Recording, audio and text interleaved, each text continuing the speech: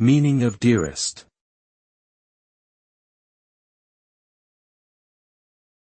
Dearest.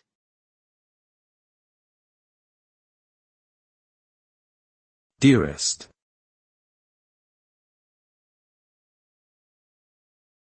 Dearest.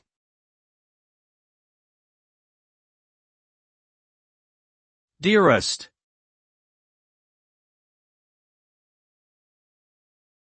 Dearest is an adjective used to describe something or someone that is loved, cherished, or held in the highest regard.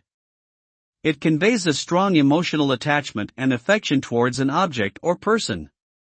The term is often used in an endearing manner to express deep feelings of fondness, admiration, and love.